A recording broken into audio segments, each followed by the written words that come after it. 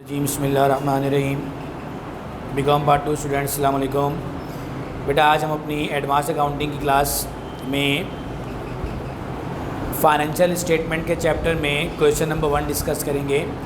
पहले मैं आपको ये बता दूं कि हम इस चैप्टर में क्या कर चुके हैं। हम इस चैप्टर में एडजस्टमेंट्स पूरी पढ़ चुके हैं और इसके अलावा फिक्स एंट्रीज़ थी, अगरचे वो मैंने लिखवाई नहीं थी, लेकिन मैंने आपसे कहा था कि जो पार्ट 1 में मैंने आपको लिखवाई थी वही आप एज इट इज़ अपने पार्ट 2 के रजिस्टर में कॉपी कर लेंगे। तो वो मैंने यहाँ पे नहीं लिखवाई, टाइम बचाया, आप उसको वहाँ से देख के कॉपी कर लीजिएगा, वो वैसी की वैसी हैं। इसके अलावा 2-3 एंट्रीज ऐसी हैं जो फिक्स कैटेगरी में आती हैं, लेकिन वो हमारे पहले चैप्टर से रिलेटेड हैं, shares issuance of share and debentures वाले चैप्टर से, तो वो हम वहाँ से उठा लेंगे।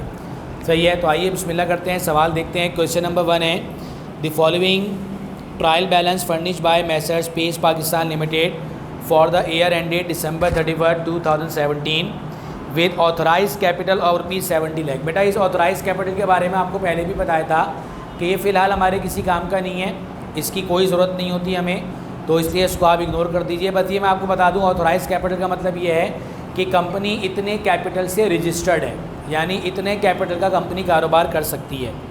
फिर इसके बाद आपको पूरा एक ट्रायल बैलेंस नज़र आ रहा है, एक बहुत ही तवील ट्रायल बैलेंस है। हाउएवर इतना बड़ा सवाल नहीं आता, लेकिन मैंने ये एक कॉम्प्रिहेंसिव क्वेश्चन बनाया है ताकि आप पहले ही सवाल में ज़्यादा से ज़्यादा बातें सीख सकें। तो ये आपके पास पूरा ट्रायल बैलेंस है। इस ट्रायल बैलेंस का डेबिट और क्रेडिट टोटल कर लीजिए।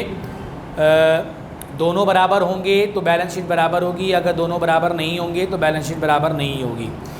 अच्छा, आपको पता है कि हम सवाल की इब्तिदा करते हैं एडजस्टमेंट से, तो आइए हम इसकी एडजस्टमेंट देखते हैं। पहले तो आप इसकी रिक्वायरमेंट देखिए जाके, तो रिक्वायरमेंट में लिखा है entries, adjusting entry, income statement, statement of retain earning और बैलेंस शीट। अच्छा, स्टेटमेंट ऑफ रिटेन अर्निंग के बारे में भी बता दूं कि ये भी मैं फर्स्ट चैप्टर में करवा चुका हूँ, स्टेटमेंट ऑफ रिटेन अर्निंग।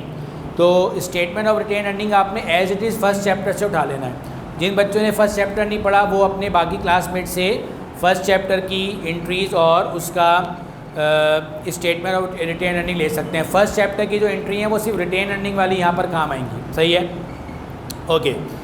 तो आइए इसकी एडजस्टमेंट स्टार्ट करते हैं। Supplementary data for adjustment, supplies use during the year. तो पहली बात तो ये कि जो सप्लाईज यूज्ड है, इस सप्लाईज यूज को काटिए और यूज़ की जगह लिखिए एक्सपेंस। अच्छा, आपको मालूम है कि हम रफ वर्क भी करते हैं और साथ साथ एंट्री भी बनाते हैं, तो यहाँ पे मैं रफ वर्क करूँगा और यहाँ पे मैं प्रॉपर बनाऊंगा एंट्रीज। ये हमारा लेक्चर नंबर 4 है, मैसर्स पाकिस्तान लिमिटेड, और बना क्या रहे हैं हम इसकी एडजस्टिंग एंट्रीज। तो सप्लाईज यूज़ को काट के आपने लिख दिया सप्लाईज एक्सपेंस। तो आइए इसकी वर्किंग करते हैं। ये है ट्रायल बैलेंस और ये है एडजस्टमेंट। एडजस्टमेंट में लिखा है सप्लाईज एक्सपेंस। कितना है सप्लाईज एक्सपेंस? 8000। अब हम ऊपर जाएंगे ट्रायल बैलेंस में और ट्रायल बैलेंस में जाके देखेंगे ऊपर ट्रायल बैलेंस में सप्लाईज किस नाम से है। तो मुझे ऊपर ट्रायल बैलेंस में भी सप्लाईज ही नज़र आ रहा है, तो ये लिखा मैंने यहाँ पे सप्लाईज 10,000। तो ट्रायल बैलेंस में सप्लाईज है और एडजस्टमेंट में सप्लाईज एक्सपेंस है। तो हम यहाँ पे जब गाइडलाइन लगाएंगे तो गाइडलाइन नंबर 2 लगेगी, क्योंकि टाइटल सेम नहीं है, और जब टाइटल सेम नहीं होती है तो गाइडलाइन नंबर 2 क्या कहती है कि हमने एडजस्टमेंट से एंट्री बनानी है, यानी सप्लाईज एक्सपेंस से। अब जिसको हम हाईलाइट करते हैं, जिससे हम एंट्री बनाते हैं, उसके बारे में हमने ये बात तय कर ली है कि वो हमेशा इंक्रीज़ होगा, और एक्सपेंस जो है वो इंक्रीज़ होकर कहाँ आता है? डेबिट में। तो ये आपकी पहली एंट्री बन जाएगी supplies expense debit by ₹8,000 and fill the blank space by TB title which is supplies, ये आ गया 8,000। फिर इसके बाद नंबर 2 है अनएक्सपायर्ड सैलरीज। तो जो अनएक्सपायर्ड है इसको आप काट के लिख देंगे प्रीपेड, और चूँकि ये भी हमारी फिक्स एंट्री नहीं है इसलिए इसकी भी हम यहाँ पे वर्किंग करेंगे। ये आ गया ट्रायल बैलेंस और ये आ गया एडजस्टमेंट। एडजस्टमेंट में लिखा है प्रीपेड सैलरी 5,000, अब हम ऊपर जाएंगे और ट्रायल बैलेंस में जाके तलाश करेंगे कि ट्रायल बैलेंस में सैलरी किस नाम से है। तो मुझे ट्रायल बैलेंस में सैलरी नज़र आ रही है सैलरी एक्सपेंस के नाम से। तो ये लिखा आपने सैलरी एक्सपेंस 15,000। तो ऊपर लिखा है सैलरी एक्सपेंस 15,000 और नीचे लिखा है प्रीपेड सैलरी 5,000। अगेन यहाँ पे भी टाइटल सेम नहीं है, यानी डिफरेंस नहीं लेंगे। गाइडर नंबर 2 लगेगी तो हम एडजस्टमेंट से एंट्री बनाएंगे और एडजस्टमेंट का टाइटल है प्रीपेड, और प्रीपेड इंक्रीज होगा तो कहाँ पर आएगा, ये भी हमारा चूँकि एसिड है तो ये भी इंक्रीज होके डेबिट में आएगा। तो ये लिखा आपने prepaid salary debit by ₹5,000 and fill the blank space by TB title. और टीबी टाइटल क्या है, सैलरी एक्सपेंस 5,000। सही है जी। नाउ इसके बाद नंबर 3 है एक्रूड रेंट। एक्रूड वाली एंट्री फिक्स होती है। अब वो जो मैंने फिक्स एंट्रीज आपसे कहा था कि पार्ट 1 वाले रजिस्टर से आप कॉपी कर लेंगे तो वहाँ से आप देख सकते हैं एक्रूड जो है वो फिक्स कैटेगरी में आता है। हाँ, एक्रूड में आपको ये प्रॉब्लम ज़रूर हो सकती है कि सर आपने एक्रूड तो 2 बताई हैं, एक एक्सपेंस वाला एक्रूड और एक इनकम वाला एक्रूड। तो ये कौन सा वाला एक्रूड है, एक्सपेंस या इनकम? तो नॉर्मली रेंट एक्सपेंस होता है तो यकीनन ये रेंट वाला एक्रूड है। चाहें तो आप तसल्ली के लिए देख सकते हैं कि ट्रायल बैलेंस की सेकंड लास्ट लाइन में रेंट एक्सपेंस के नाम से ही दिया हुआ है, तो इससे भी ये बात समझ में आती है कि ये जो एक्रूड रेंट है ये एक्सपेंस वाली एंट्री है। तो क्या एंट्री बनती है इसकी, एक्सपेंस डेबिट और पेबल क्रेडिट, यानी rent expense debit and rent payable credit. कितना एक्रूड है, 7,000। चलिए इसके बाद नंबर 4 है depreciation on equipment at 10% and on machinery at 20% on cost. तो डेप्रिसिएशन की एंट्री भी फिक्स होती है, लेकिन चूंकि ये 2 चीज़ों पर डेप्रिसिएशन है इसलिए आपने डेप्रिसिएशन एक्सपेंस लिख के जो एक्यूमुलेटेड डेप्रिसिएशन है वो अलग अलग लिखने हैं। पहला डेप्रिसिएशन है किस पे, इक्विपमेंट पे, और दूसरा मशीन पे। अब इक्विपमेंट पे जो है वो 10% है और जो मशीन पर है वो 20% है और ऑन कॉस्ट है। अगर वो आगे कहता बुक वैल्यू या डिमिनिशिंग बैलेंस मेथड तो फिर मैं डायरेक्ट जो है वो अमाउंट पे 10 या 20% नहीं लगाता, बल्कि पहले मैं इसमें से अलाउंसेस माइनस करता फिर 10% लेता। लेकिन उसमें चूँकि कॉस्ट का है तो इसलिए अब आप इक्विपमेंट पे भी डायरेक्ट 10% ले लेंगे और मशीन पे 20% ले लेंगे। तो ऊपर जाके देखिए इक्विपमेंट की वैल्यू दी हुई है 1,30,000 और 1,30,000 का 10% बनेगा कितना, 13,000।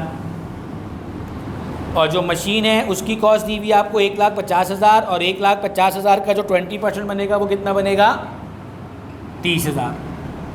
तो ये कुल दोनों मिला के कितने हो गए, 43,000। सही है जी। फिर इसके बाद नंबर 5 है bad debts are estimated at 2% on net credit sale. तो बैड डेट की एंट्री भी फिक्स है, तो ये आपने इसकी एंट्री बना दी bad debt expense debit and allowance for bad debt credit. अच्छा, ये फिक्स एंट्री में से है। मैंने आपको करंटली फिक्स एंट्रीज का फॉर्मेट अलग से नहीं लिखवाया, ये मैंने आपसे कहा है कि आपने एज इट इज़ पार्ट 1 के रजिस्टर से अडॉप्ट करना है। अब अगर आप वहाँ पे जाके देखें तो वहाँ पे भी आपको बैड डेट्स की एंट्री के नीचे फॉर्मूले दिए हुए हैं, जिसमें से पहला वाला फॉर्मूला यही है, sales minus sales return minus sale discount. तो अगर परसेंटेज आपने नेट क्रेडिट सेल पे लगानी है तो वहाँ पे क्या फॉर्मूला बनेगा, sale minus sales return minus sale discount and then multiply by rate. तो ऊपर जाके देखिए सेल कितनी है, सेल मुझे नज़र आ रही है यहाँ पे 3,50,000, ये लिखा मैंने 3,50,000 minus sales return and allowance, ये मुझे डेबिट में नज़र आ रहा है कितना, 10,000, ये मैंने माइनस कर दिया 10,000।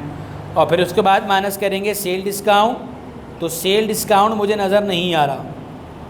तो इसका मतलब ये हुआ कि direct 350 minus 10,000 and then apply 2%, यानी 3,50,000 माइनस 10,000 इज इक्वल्स टू 3,40,000 और फिर 3,40,000 का आपने कितना लेना है, 2% लेना है। एक मरतबा और एहतियातन देख लीजिए कि कोई डिस्काउंट सेल डिस्काउंट अगर है तो वो भी माइनस करेंगे हम, लेकिन सेल डिस्काउंट नज़र नहीं आ रहा।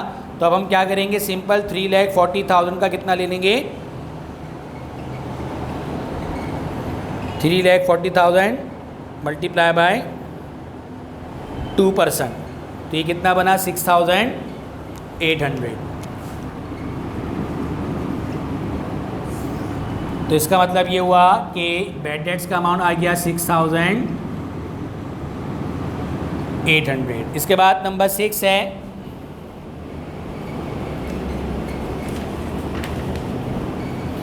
Appropriate ₹15,000 for sinking fund. Appropriation mean reserve, और रिजर्व की एंट्री वो रिटेन अर्निंग वाले चैप्टर से आप जाके देख सकते हैं क्या एंट्री बनती है। रिटेन अर्निंग्स डेबिट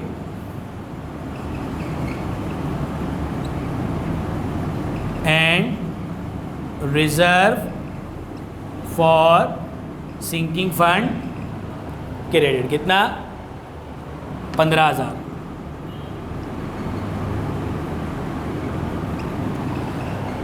इसके बाद है declared cash dividend at ₹2.5 per share and stock dividend at the rate of 50%। तो बेटा ये भी हमारे वो रिटेन अर्निंग वाले चैप्टर की फिक्स एंट्री है।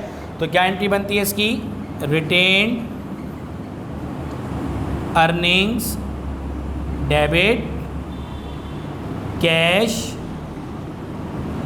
Dividend payable credit and stock dividend payable credit. अच्छा, अब ये बात मैं आपको रिटेन अर्निंग वाले चैप्टर में भी बता चुका हूँ कि अगर वो आपको पर शेयर कहे ₹2, ₹3, ₹5 पर शेयर, तो आपने शेयर्स की क्वांटिटी को से मल्टीप्लाई करना है। और शेयर्स की भी कौन सी क्वांटिटी, वो नहीं जो आपको सवाल में ऊपर दी हुई है रजिस्टर्ड, बल्कि शेयर्स कैपिटल की। इसके लिए जाइए आप अपने सवाल में जाइए, जाके देखिए आपको शेयर्स कैपिटल नज़र आ रहा है 2 लाख, और इसके ब्रैकेट में 20,000 शेयर्स नज़र आ रहे हैं। तो सिंपल आपने 20,000 को मल्टीप्लाई कर देना है 2.5 से, तो ये कितना बन गया 50,000 कैश डिविडेंड। और स्टॉक डिविडेंड के लिए उसने क्या कहा है 50%। अब जो 50% है वो आपने शेयर्स कैपिटल की क्वांटिटी पे नहीं बल्कि अमाउंट पे लेना है। तो यहाँ पे अब आप ले लेंगे 2 लाख अमाउंट है इसका 50%, तो ये कितना बन गया 1 लाख। और ये रिटेन अर्निंग के डेबिट में भी आ गया कितना 1,50,000। And the last but not least merchandise inventory, ये भी फिक्स एंट्री है। तो ये आपने इसकी एंट्री बना दी number 8, merchandise inventory debit expense and revenue summary या इनकम समरी क्रेडिट, कितना 18,000।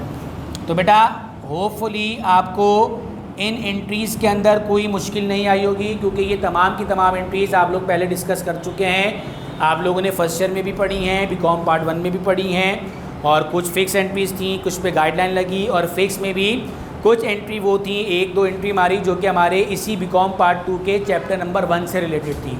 तो ये सिंपल आपने इसको करना है, और यकीनन आपको ये बात यहाँ पर क्लियर हो गई होगी। अब हम चलते हैं अपने इनकम स्टेटमेंट की तरफ। तो बेटा ये जो रफ वर्क था इसको मैं मिटा देता हूँ, एंट्री अलबत्ता मैं यहाँ पे रहने देता हूँ।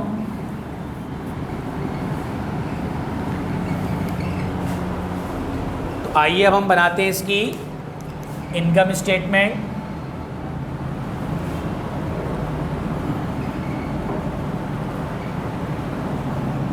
थ्री कॉलम्स ड्रॉ कर लेंगे हम पहले।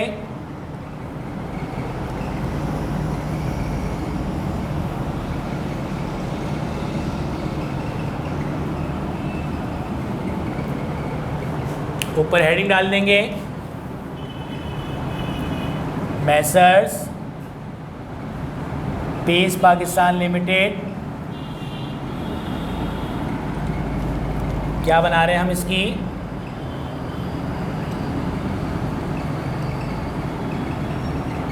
इनकम स्टेटमेंट, और यह आ जाएगा for the year end date December 31। सही है। अच्छा भाई, उसूल एक ही है और बहुत सिंपल है। क्या है, हम अपने फॉर्मेट की हर चीज़ पहले देखेंगे ट्रायल बैलेंस में, फिर देखेंगे एडजस्टमेंट में। पहले तो आपको फॉर्मेट याद आ जाना चाहिए कि इनकम स्टेटमेंट का फॉर्मेट क्या है। वो फॉर्मेट वाले पेज पे हम लास्ट क्लास में डिस्कस कर चुके हैं। Sales less sales return less sale discount, almost पूरा ही बीकॉम पार्ट 1 जैसा आपका फॉर्मेट है, तो उसको आपने वैसे ही याद भी कर लेना है।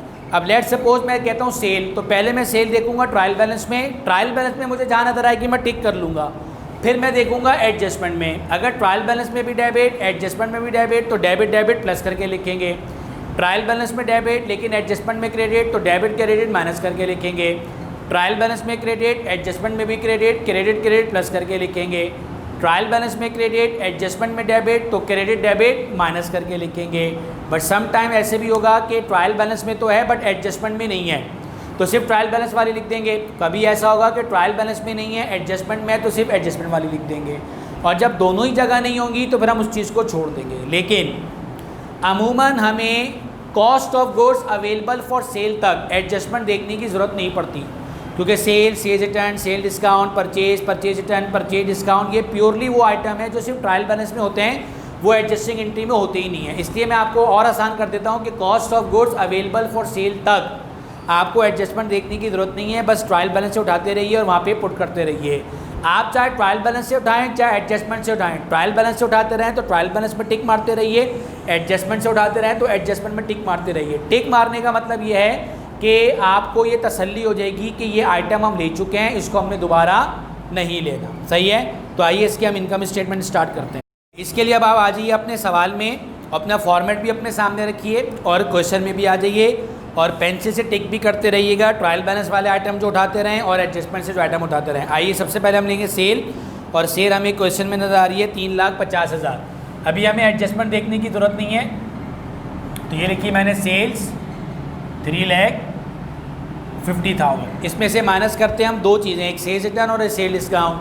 सेल्स रिटर्न तो है हमारे पास बट सेल डिस्काउंट नहीं है। सेल डिस्काउंट एडजस्टमेंट एंट्री में तो होती ही नहीं है, ट्रायल बैलेंस में भी नहीं है। तो सवाल के अंदर sales return and allowance given है हमें 10,000, तो ये आपने माइनस किया सेल्स रिटर्न एंड अलाउंस, कितना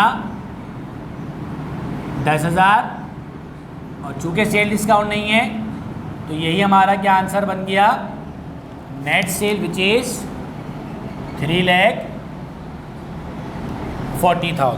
क्लियर है। अब हम इसमें से लेस करेंगे कॉस्ट ऑफ गुड्स सोल्ड, और कॉस्ट ऑफ गुड्स सोल्ड की हेडिंग में सबसे पहला आइटम आता है मर्चेंडाइज इन्वेंट्री बिगिनिंग, और बिगिनिंग हमेशा सिर्फ ट्रायल बैलेंस में होती है और एंडिंग जो है वो एडजस्टमेंट में होती है। तो मर्चेंडाइज इन्वेंट्री बिगिनिंग आपको सवाल में नज़र आ रही है 39,000, ये लिखा आपने सेकंड कॉलम में 39,000। फिर आप इसके बाद एक और सब हेडिंग डालेंगे, एड नेट परचेजेस, और नेट परचेज में हम सबसे पहले लिखते हैं ग्रॉस परचेज यानी परचेज, वो आपको नज़र आ रही है 1,50,000, ये लिखा आपने फर्स्ट कॉलम में। फिर हम इसके बाद ऐड करते हैं। आप ये देखिए जो जो आइटम मैं उठा रहा हूँ इसको टिक करते रहिए ताकि दोबारा देखना ना पड़े। फिर हम इसमें ऐड करते हैं ट्रांसपोर्टेशन इन यानी कैरेज इन, तो ये आपने ऐड कर दी ट्रांसपोर्टेशन इन 5,000, तो ये आपका आंसर आ गया टोटल डिलीवर्ड कॉस्ट कितनी बनी, 1,55,000। फिर इसमें से हम लेस करते हैं दो चीज़ें, एक परचेज रिटर्न और एक परचेज डिस्काउंट, और हमारे पास वो दोनों मौजूद हैं। तो ये लिखा आपने less purchase return and allowance, कितना है परचेज रिटर्न एंड अलाउंस 7,000, ये आपने माइनस कर दिया 7,000, and than less purchase discount, और वो है 3,000। सही है, ये टिक मारते रहेंगे आप। फिर उसके बाद अब हम इसका नेट आंसर निकालेंगे which is net purchase 155 minus 7 minus 3, तो ये आंसर बना 1,45,000। अब ये देखिए ये मैंने इनर कॉलम का आंसर आउटर कॉलम में लिखा, तो जब भी मैं इनर कॉलम का आंसर आउटर कॉलम में लिखूंगा तो कोई अमाउंट होगा उसके ऊपर जिससे ये अंदाज़ा होगा कि ये प्लस होंगे या माइनस। तो देखिए ये मर्चेंडाइज इन्वेंट्री बिगिनिंग, और आपने हेडिंग डाली थी नेट परचेज को ऐड करने की, तो जब नेट परचेज आ गई तो इन दोनों को आप क्या कर देंगे, ऐड कर देंगे, और इसको हम क्या नाम देंगे, cost of goods available for sale which is 1,84,000।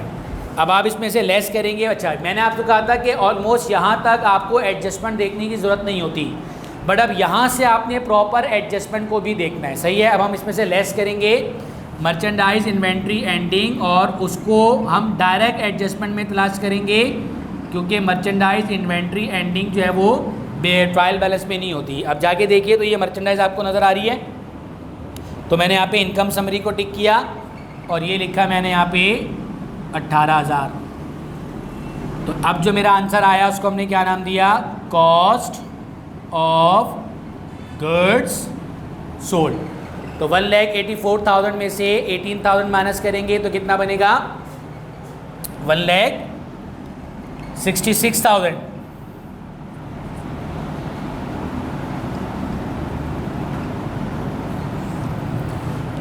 अच्छा, मैंने इसको माइनस में क्यों लिखा है? क्योंकि मेरी हेडिंग थी less cost of goods sold.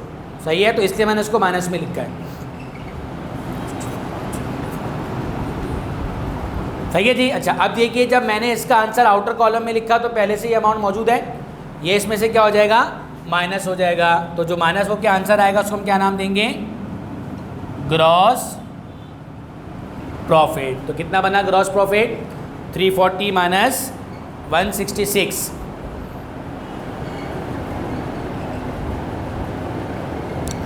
1,74,000। बेटा अमूमन यहाँ तक तो हर बच्चे का आंसर सही होता है, अमूमन कोई मिस्टेक नहीं होती, कोई गलती नहीं होती। तकरीबन सारे बच्चों का आंसर जो है वो यहाँ तक तो बिल्कुल सही होता है, तो इसलिए यहाँ तक तो आपको प्रॉब्लम नहीं होगी। जहाँ से सवाल में फ़र्क आता है, सोल्यूशन में प्रॉब्लम होती है, वो होता है हमारा इसके बाद का स्टेप, और वही सबसे इम्पॉर्टेंट स्टेप है विच इज़ ऑपरेटिंग एक्सपेंस। तो इसलिए अब आप यहाँ से कहानी ज़रा तहम्मुल से समझिएगा, और अब मैं आपको इसका तरीक़ेकार बताने जा रहा हूँ, उसको गौर से समझिए।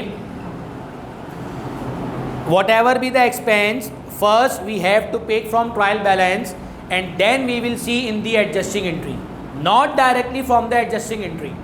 हमने पहले अपना एक्सपेंस जो है वो अपने ट्रायल बैलेंस से उठाना है, तो इसलिए अब हम ट्रायल बैलेंस में भी देखेंगे और एडजस्टमेंट में भी प्रॉपर देखेंगे। तो मुझे सबसे पहला जो एक्सपेंस नज़र आ रहा है वो ऊपर नज़र आ रहा है सवाल में, एडवर्टाइजिंग एक्सपेंस 20,000, जबकि ये एडवर्टाइजिंग एक्सपेंस मुझे एंट्री में कहीं नज़र नहीं आ रहा। तो इसका मतलब है कि मुझे डायरेक्ट ये एडवर्टाइजिंग एक्सपेंस उठा के लिख देना चाहिए सवाल से देख के, विच इज़ 20,000। फिर इसके बाद अगला एक्सपेंस मुझे नज़र आ रहा है, अच्छा प्रीलिमिनरी एक्सपेंस के नाम से आपको एक एक्सपेंस नज़र आ रहा है, बट रिमेंबर प्रीलिमिनरी एक्सपेंस नहीं होता, ये इंटेंजिबल एसिड होता है, तो उसको आप गलती से एक्सपेंस की कैटेगरी में मत लिख दीजिएगा, छोड़ दीजिए प्रीलिमिनरी एक्सपेंस। इसके बाद आपको नज़र आ रहा है सैलरीज एक्सपेंस 15,000। ये देखिए ये लिखा मैंने सैलरी एक्सपेंस 15,000, कहाँ पर है? डेबिट में। अब यार यहाँ पर आके देखिए तो यहाँ पर है क्रेडिट में। पहले मैंने यहाँ पे टिक किया, 15 में से मैंने 5 माइनस किए तो कितना बना? ये 10,000। अब वहाँ पे भी टिक करते रहिए और यहाँ पे भी टिक करते रहिए। फिर अगला एक्सपेंस मुझे नज़र आ रहा है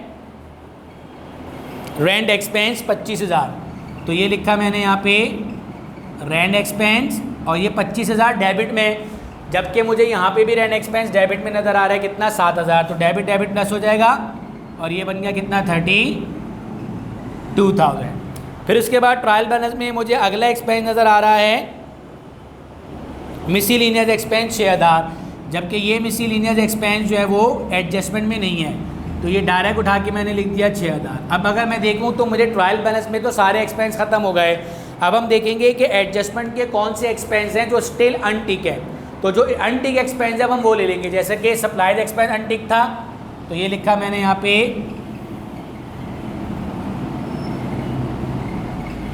इसका फोकस थोड़ा नीचे की तरफ करते हैं, 8,000। फिर उसके बाद डेप्रिसिएशन एक्सपेंस है, ये लिखा आपने डेप्रिसिएशन एक्सपेंस 43,000। फिर उसके बाद बैटेड एक्सपेंस है ये लिखा आपने बेडेड एक्सपेंस 6,800 और फिर उसके बाद मज़ीद हमारे पास कोई एक्सपेंस नहीं है। अब हमारे ट्रायल बैलेंस के भी एक्सपेंस पूरे हो गए और एडजस्टमेंट के भी हो गए। अब हम क्या करेंगे, इन तमाम एक्सपेंसेस को करेंगे टोटल। आइए 20 और 10 30, 30 और 32 62, 62 और 6 68, 68 और 8 76, 76 तक तो हम ऐसे ही पहुंच गए, प्लस 43 प्लस 6,800, 1,25,800 देख लीजिए।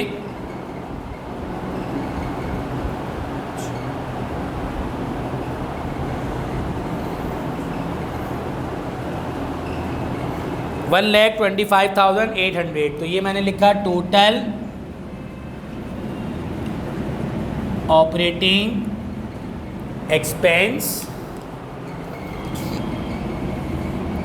1,25,800। अब हम इसमें से इसको माइनस करेंगे 1,74,000 में से,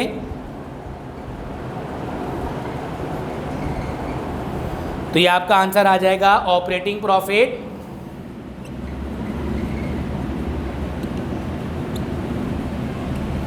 और वो कितना है 48,200।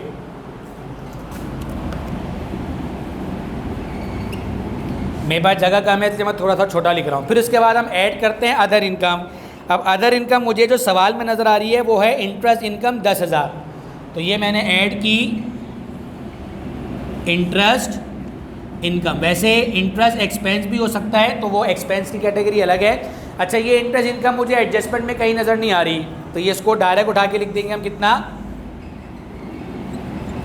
10,000। अच्छा, अब जब मैं इसके अंदर ऐड करता हूँ इंटरेस्ट इनकम को ऑपरेटिंग प्रॉफिट में, तो हमारे पास जो आंसर आता है उसको हम कहते हैं इनकम बिफोर इनकम टैक्स। लेकिन चूंकि इस सवाल में इनकम टैक्स नहीं है, तो यही मेरे लिए क्या बन जाएगी, नेट इनकम या नेट प्रॉफिट। तो ये लिखा मैंने यहाँ पे नेट इनकम 48,200 में 10,000 आपने ऐड कर दिया, तो ये बन गया 58,200। सही है जी। तो बेटा ये हमारा आज का सवाल था जिसके अंदर हमने एडजस्टमेंट पढ़ी और इनकम स्टेटमेंट बनाई। इंशाल्लाह अगली क्लास के अंदर आपको इसकी दो मज़ीद चीज़ें यानी स्टेटमेंट ऑफ रिटेन अर्निंग और बैलेंस शीट बताई जाएगी। तो इसको आप लोग कॉपी कीजिए। इंशाल्लाह अगले लेक्चर में आपसे फिर मुलाकात होती है। तब तक के लिए इजाज़त दीजिए। अल्लाह हाफ़िज़।